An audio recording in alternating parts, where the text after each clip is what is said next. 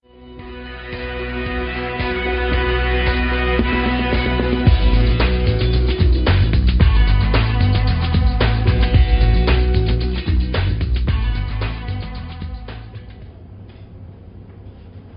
revenue deficit upon fiscal deficit is projected to be at around 75% as against the 67%. So RD upon FD, what does this indicate? The revenue deficit upon fiscal deficit indicates how much the government borrows to finance its current consumption.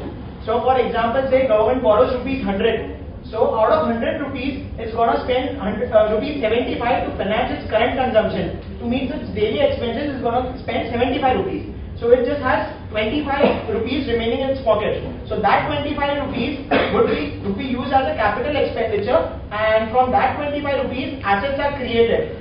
So from the 25 rupees asset, whatever income that will be generated would be used to service its debt.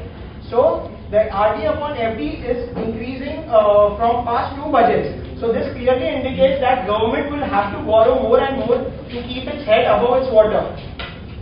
The daily borrowing will be for the budgeted year. The daily borrowing would be 1,155 crores, which will translate into government borrowing rupees 80 lakhs every minute this year. The accumulated public debt of Center 2 has leaped from almost 20 lakh crores to say around 29 lakh crores. The per capita public debt of India 2 has been on a rise. This has increased from around 17,000 to almost 24,000 crore or 24,000 rupees. RBI in the previous year's budget has come out with the analysis that to reduce the fiscal deficit, government must reduce its fiscal deficit. But the current year budget hasn't done anything to reduce its revenue deficit. So in order to reduce its fiscal deficit, government will have to curtail its capital expenditure. Another interesting data is as we saw in the first slide, more than 50% of the government revenue comes in the form of the taxes. But out of that revenue, 42% or around 43% will go in meeting the interest cost of the government. So what this means is it will have very less amount of revenue in its hand to go in for the capital expenditure. Coming to the conclusion part. We as a group came to some key conclusions that were made by us. Let us see what were the key conclusions. By increasing the spending by only around 3 to 4%, and it has projected a 5% reduction in the government borrowing. So for the budgeted year, government borrowing is going to come down by 5%. But doubts prevail whether the government, as we said in the previous slide, we are not very much sure whether government would be able to reduce its subsidy bill by around 12%. Doubts also prevail whether government would be able to meet its revenue forecast, because the revenue forecasts have been made on the assumption of GDP growing at around 9%.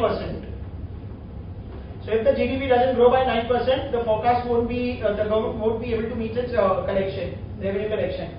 The budget clearly offered hopes on some front, but as we said, it didn't take any bold reformist steps. There were many key reforms which were expected, but the following key reforms haven't been met through the current budget.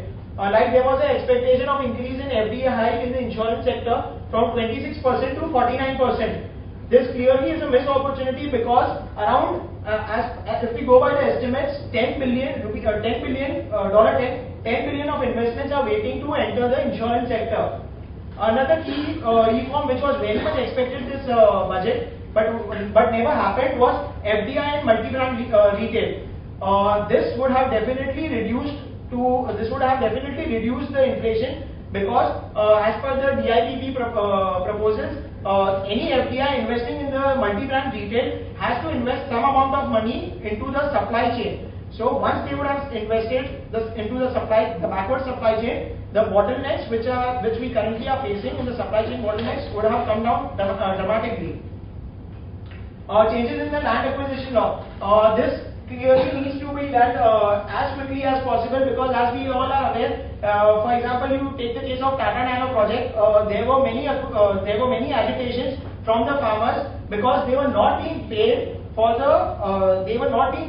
the worth which on the land which they were holding. So clearly, changes in the land acquisition law has to be made as soon as possible to ensure the industrial development takes place at a rapid pace. Deregulation in the diesel prices. This is very much expected once the state elections are over, because government, as we told you, that the subsidy has decreased from 38,000 crores to almost 24,000 crores. So once the state elections are over, and assuming the inflation is constant, or it comes down by say another 200 basis points, then deregulation in diesel might come in place. Do you think it is a good step to deregulate the diesel prices? Obviously, this is not a good step for the common people, because they will have to shell out more for the diesel prices. Yeah.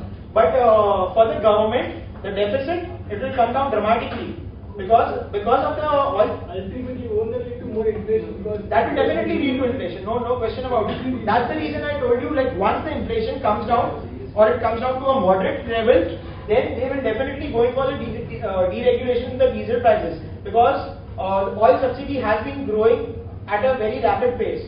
I don't know if you combine diesel, petrol and kerosene, the subsidy works out to something, I'm not pretty sure about the figure, it works out to be around 99,000 crores. petrol prices have already been deregulated. They have been deregulated only partially. They haven't been deregulated fully. They have done partially, but still the prices are increasing like hell. Yeah, that's because If we deregulate fully, and plus that we deregulate the diesel prices, Yeah. then we get to more and more increase in the yeah, prices. that will definitely lead to inflation.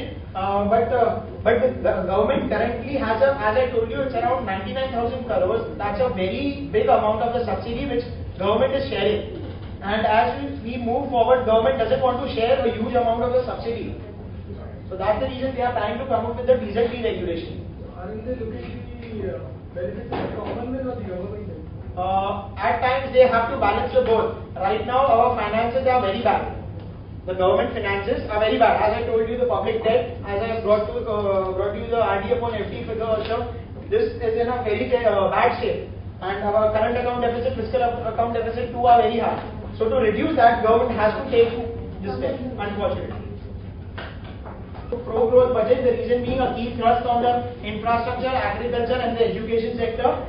Clearly an anti-inflationary budget, because there is a clear decline in the non-plan expenditure.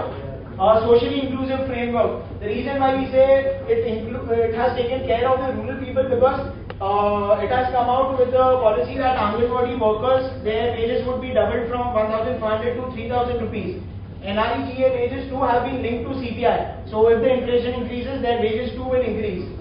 Women self-help groups development fund has been developed with a corpus of 500 crores. So given the resources finance minister had, we would rate the budget 7 out of 10. That is like an average rating. But having rated the budget, we haven't considered the bigger picture, like the one which we mentioned, the finances of the government, we haven't considered that.